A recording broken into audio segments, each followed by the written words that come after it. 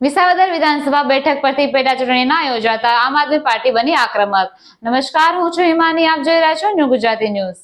આજે રવિવાર હોવા છતાંય આમ આદમી પાર્ટીના નેતા ઈસુદાન ગઢવી, ગોપાલ ઇટાલિયા અને મનોજ સોરઠિયાની અધ્યક્ષતામાં ગાંધીનગર સચિવાલય ખાતે ચીફ ઇલેક્શન ઓફિસરને રજૂઆત કરવામાં આવી છે।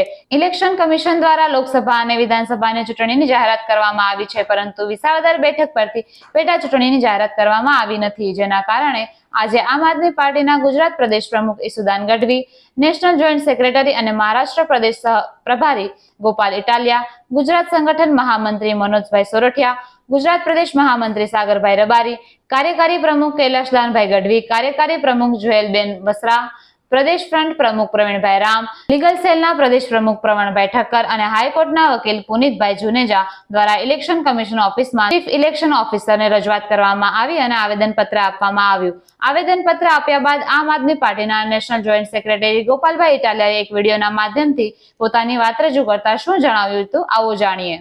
નમસ્તે। આજે આમ આદમી પાર્ટીના માનનીય પ્રદેશ અધ્યક્ષ ઈસુદાનભાઈ ગઢવી, પ્રદેશના મહામંત્રી માનનીય મનોજભાઈ સોરઠિયા, પ્રદેશના કાર્યકારી અધ્યક્ષ કૈલાશભાઈ ગઢવી, જ્વેલબેન વસરા, અમારા આમ આદમી પાર્ટી લીગલ સેલના પ્રદેશ પ્રમુખ પ્રણવભાઈ ઠક્કર અને હાઈકોર્ટ ટીમના અધ્યક્ષ પુનિતભાઈ જુનેજા, હું અમારી સમગ્ર ટીમ આજે ગાંધીનગર સચિવાલય ખાતે ચૂંટણી કમિશનની જે ઓફિસ છે ત્યાં રજૂઆત લઈને આવ્યા હતા। ગઈકાલે જે લોકસભાની ચૂંટણી જાહેર થઈ તેની સાથે સાથે સમગ્ર દેશમાં વિધાનસભાની પેટા ચૂંટણીની જાહેરાત થઈ। આ સાથે ગુજરાતની અંદર પણ વિધાનસભાની જે ખાલી પડેલી સીટો છે તેમાં પેટા ચૂંટણીની જાહેરાત થઈ, પરંતુ 87 વિસાવદર વિધાનસભાની પેટા ચૂંટણીની કોઈ જાહેરાત થઈ નથી। તો આજે અમે ચૂંટણી કમિશનમાં મુખ્ય 7 મુદ્દાઓ ઉપર રજૂઆત લઈને આવ્યા છીએ। એક કે આજે ચૂંટણી વિસાવદરની જાહેર નથી થઈ, તેમ છતાંય ભારતના ચૂંટણી પંચ દ્વારા કે ગુજરાતના ચૂંટણી પંચ દ્વારા કે ચૂંટણી કમિશન સાથે સંકળાયેલા એના પ્રવક્તાઓ કે કોઈ પણ વ્યક્તિઓ દ્વારા વિસાવદરની ચૂંટણી શા માટે જાહેર નથી થઈ તેનું કોઈ કારણ બતાવવામાં આવ્યું નથી, કોઈ ખુલાસો આપવામાં આવ્યો નથી, રાજકીય પક્ષોને કોઈ જાણ કરવામાં આવી નથી કે શા માટે આ વિસાવદરની ચૂંટણી જાહેર નથી થઈ। ટૂંકમાં જનતાની અંદર એક પ્રશ્ન ઉપસ્થિત થયો છે કે શા માટે વિસાવદરની ચૂંટણી નથી યોજવામાં આવી। એક તરફ ચૂંટણી પંચ દ્વારા કોઈ ખુલાસો કર્યો નથી, કોઈ કારણ આપ્યું નથી, તેમ છતાંય ભાજપના લોકો દ્વારા અલગ અલગ વાતો ટીવી મીડિયાથી ફેલાવી અને લોકોમાં ભ્રમ ફેલાવવામાં આવે છે અથવા લોકોમાં ગૂંચવણ ઊભી થાય એવું કૃત્ય કરવામાં આવે છે। કેટલાક ભાજપના નેતાઓ અને પ્રવક્તાઓ ગઈકાલે ટીવીમાં એવું કહેતા હતા કે ચૂંટણી પંચથી ભૂલ થઈ ગઈ છે, ચૂંટણી પંચથી ટેકનિકલ એરર રહી ગઈ છે, ચૂંટણી પંચથી કંઈક ક્ષતિ રહી ગઈ છે, લગભગ થઈ જશે, આવી બધી વાતો ભાજપના લોકો કરતા હતા ગઈકાલે। અમે આજે ચૂંટણી પંચને રજૂઆત કરી છે કે જ્યારે ચૂંટણી પંચે પોતે જ કોઈ ખુલાસો નથી આપ્યો વિસાવદર બાબતે, તો ભાજપના લોકો ઇલેક્શન કમિશનના નામ ઉપર કેવી રીતે ખુલાસાઓ કરે છે? શું ઇલેક્શન કમિશને ભાજપના લોકોને ખાનગીમાં કોઈ માહિતી આપી દીધી છે કે કેમ? આ સિવાય ભાજપના કેટલાક નેતાઓ ગઈકાલથી ભ્રમ ફેલાવે છે, લોકોની અંદર અફવાઓ ફેલાવે છે કે હાઈકોર્ટની અંદર કોઈ કેસ થયો હોવાના કારણે ચૂંટણી નથી થઈ, પરંતુ ચૂંટણી પંચે તો આવો કોઈ કારણ આપ્યું જ નથી।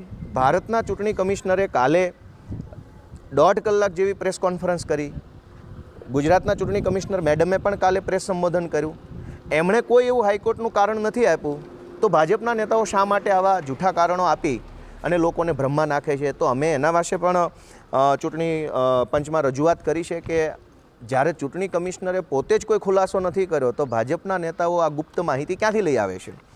આ સિવાય અમે એક એવી પણ રજૂઆત કરી છે કે વિસાવદરના સ્થાનિક લોકો છે એ ગદ્દારોને ક્યારેય માફ કરતા નથી। ગદ્દારોને સજા કરવા માટે વિસાવદરની જનતા જાણીતી છે। જેમણે જેમણે પક્ષપલટો કર્યો છે ભૂતકાળમાં, એ તમામ ગદ્દારોને વિસાવદરની જનતાએ કડક સબક શીખવાડ્યો છે। અને એટલે ભાજપે ત્યાં વિસાવદરમાં એક સર્વે કરાવ્યો અને સર્વેની અંદર એવું જાણવા મળ્યું કે ભાજપ ખાલી હારતી નથી, ભૂંડી રીતે હારે છે।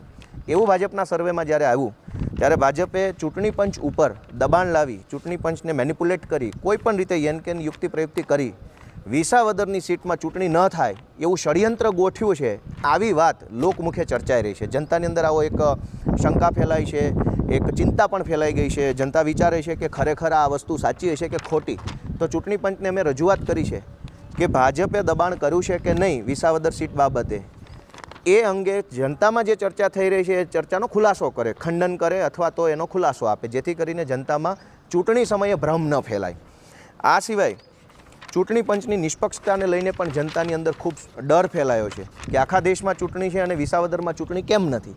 તો આ બાબતનો યોગ્ય ખુલાસો ચૂંટણી પંચે ઓફિશિયલ પ્રેસ કોન્ફરન્સથી કે ઓફિશિયલ લેટર પેડથી કે કોઈ એના સરકારી ઓફિશિયલ માણસ દ્વારા ખુલાસો રજૂ કરવો જોઈએ કે શા માટે આ ચૂંટણી યોજવામાં નથી આવી.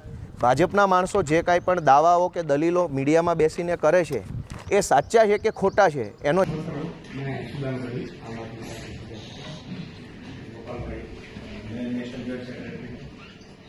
ऑर्गेनाइजेशनल सेक्रेटरी है, कार्यकारी अध्यक्ष है डॉक्टर जुएल वसा, लीगल सेल प्रेसिडेंट है.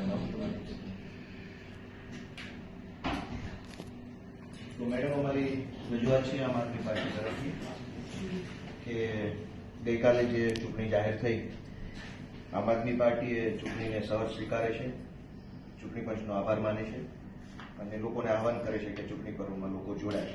આ સાથે અમારી એક એવી રજૂઆત છે કે વિસાવદર 87 વિધાનસભા જે છે ગુજરાતમાં, એમાં આમ આદમી પાર્ટીમાંથી જીતેલા ઉમેદવાર ભૂપતભાઈએ રાજીનામું આપ્યું અને એના કારણે ત્યાં સીટ ખાલી પડી છે. એટલે એક્સપેક્ટેડ એવું હતું કે આ લોકસભાનું જે ઇલેક્શન ડિક્લેર થાય એની સાથે બાયપોલમાં પણ વિધાનસભાની ચૂંટણીઓ આવશે. એટલે અમે એ રીતે તૈયારીમાં લાગેલા અને જનતા એમાં વિસાવદરનું કંઈ મેન્શનિંગ નથી કે એની ચૂંટણી નથી યોજાવાની. પછી ટીવીમાં સાંજે બધે જોયું તો સમાચાર આવ્યા ટીવીમાં અને એમાં ભાજપના જે કંઈ પણ નેતાઓ છે, એના પ્રવક્તાઓ, પ્રદેશ પ્રમુખ કે એના માણસો, એ લોકો એક્સપ્લેન કરતા હતા વિસાવદરની ચૂંટણી જાહેર કેમ નથી થઈ. એને એક્સપ્લેન કરતી વખતે એવું જણાવતા હતા કે ચૂંટણી પંચથી ભૂલ થઈ ગઈ છે એટલે જાહેર નથી થઈ. તો અમે આમ આદમી પાર્ટી તરીકે એવું વિચાર્યું કે ચૂંટણી પંચે ખાલી ભાજપવાળાને ખાનગીમાં જાણ કરી હશે કે અમારાથી શરતચૂક થઈ ગઈ છે અને આમ આદમી પાર્ટીને જાણ નથી કરી. તો એક તો એ બહુ કન્ફ્યુઝિંગ પોઝિશન છે અને સસ્પિશિયસ છે એ સ્ટેટમેન્ટ કે લોકોને શંકા થાય કે ખાલી ભાજપવાળાને કેમ ખબર છે કે ચૂંટણી પંચથી કોઈ શરતચૂક થઈ ગઈ છે. એ પછી આગળ વધ્યા તો વધારે એમના પ્રવક્તાઓ જે છે રાતની ટીવી ડિબેટમાં આવ્યા અને ભાજપના માણસો એવું કહેવા લાગ્યા કે ભાઈ આ તો હાઈકોર્ટની અંદર કોઈ પિટિશન કંઈ થયેલું છે, આઈ ડોન્ટ નો. તો એટલા માટે કે ભાઈ આ ચૂંટણી જાહેર નથી થઈ. પણ ભારતના ચૂંટણી પંચે કે ગુજરાતના ચૂંટણી પંચે કોઈ ઓફિશિયલ સ્ટેટમેન્ટ તો આપ્યું નથી કે ફોર વોટ રીઝન આ વિસાવદરની ચૂંટણી નથી ડિક્લેર કરવાનું. તો ચૂંટણી પંચનું જ્યારે કોઈ એક્સક્યુઝ નથી, કોઈ એક્સપ્લેનેશન નથી, કોઈ જસ્ટિફિકેશન નથી, કોઈ એને કોઈ કારણ જ નથી બતાવ્યું, તો ભાજપના નેતાઓને કેવી રીતે ખબર પડી ગઈ કે હાઈકોર્ટના કારણે બંધ રહ્યું છે કે શરતચૂકથી બંધ રહ્યું છે કે હ્યુમન એરર છે કે ટેકનિકલ એરર છે. તો ભાજપના નેતાઓના જે કાંઈ મલ્ટિપલ સ્ટેટમેન્ટ્સ આવ્યા from the various persons of the BJP party, તો એનાથી લોકોની અંદર ખૂબ જ એક ડર ફેલાયો કે શું ભાજપ ઇલેક્શન કમિશનને મેનિપ્યુલેટ કરે છે, ચૂંટણી પંચને દબાવે છે. એટલે લોકોએ અમને પૂછ્યું, we are representing the people, તો વિપક્ષને સમર્થન કરનારા લોકો, લોકશાહીને સમર્થન કરનારા લોકોએ તરત અમને પૂછ્યું કે આ કેવી રીતે શક્ય છે કે ભાજપવાળાના લોકો પણ મલ્ટિપલ સ્ટેટમેન્ટ્સ આપે છે અને બીજી બાજુ ચૂંટણી પંચ તરફથી કોઈ ઓફિશિયલ જસ્ટિફિકેશન નથી કે આ વિસાવદરની ચૂંટણી કેમ જાહેર નથી થઈ. પછી જનતામાં એવી ચર્ચા ચાલુ થઈ કે ભાઈ ભાજપે વિસાવદરમાં સર્વે કરાયો અને સર્વેમાં ભાજપ ભૂલી રીતે હારે છે એવો સર્વે આવ્યો અને વિસાવદરના લોકો ગદ્દારોને માફ નથી કરતા. એટલે ભાજપે નક્કી કર્યું કે હવે વિસાવદરમાં ચૂંટણી નથી કરવી અને પછી ચૂંટણી પંચ ઉપર કોઈ એમ કેમ દબાણ લાવવામાં આવ્યું, એવું લોકમુખે ચર્ચાઓ ચાલુ થઈ ગઈ ત્યાં ગ્રાઉન્ડ ઉપર. તો અમારા કાર્યકર્તાઓને ફીડબેક આપ્યો કે લોકો એવું કહે છે કે ભાજપ હારી જાય છે વિસાવદરમાં એટલે ચૂંટણી પંચ ઉપર દબાણ કર્યું અને હવે ચૂંટણી નહીં લાવે. તો આ કન્ફ્યુઝિંગ પોઝિશન ગ્રાઉન્ડ ઉપર આવી છે. લોકો ગૂંચવણમાં છે, શંકા ઊભી થાય છે, ડરે છે, ચિંતા થાય છે. ચૂંટણી પંચની જે પેલી ફ્રી એન્ડ ફેર ઇલેક્શનની જે આખી વાત છે એની ઉપર લોકોને ડાઉટ ઊભો થાય છે. તો આજે અમે આમ આદમી પાર્ટી તરફથી ઓફિશિયલી 2-4 માંગણી લઈને આવ્યા છીએ. અમે આપણે એનું રિપ્રેઝન્ટેશન આપ્યું છે. અમારી એવી માંગણી છે કે આ વિધાનસભાની પેટા ચૂંટણી જે છે એની તાત્કાલિક એને પહેલા તો જાહેર કરવી જોઈએ. વિસાવદર વિધાનસભાની પેટા ચૂંટણી 3rd પેજ ઉપર.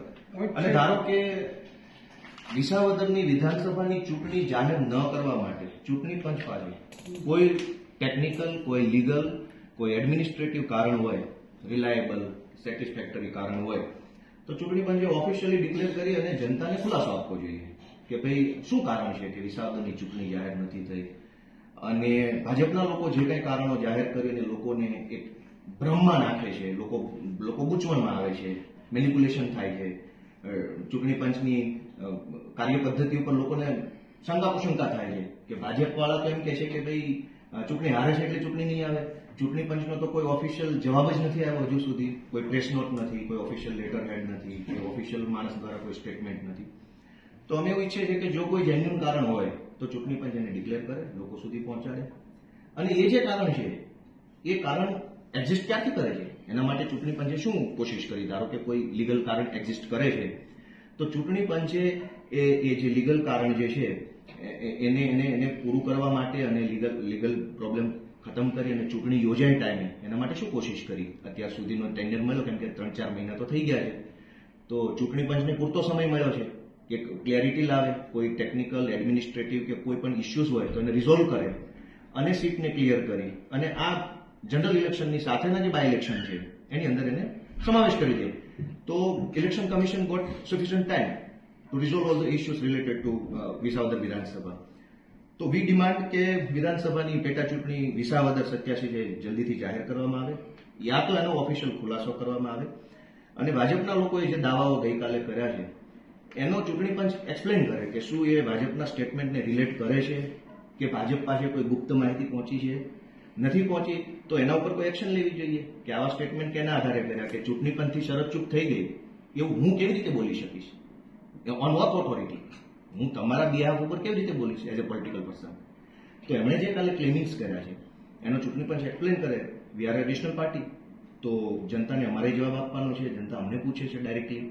તો આજે અમારી એવી રિક્વેસ્ટ છે ચૂંટણી પંચ સમક્ષ કે આ બધા જ ઇસ્યુને એડ્રેસ કરવામાં આવે અને ઇમિડિયેટલી આના ઉપર કોઈ રિએક્શન આપી અને પગલાં લેવામાં આવે. એનું રિપ્લાય લિખિતમાં આપશે.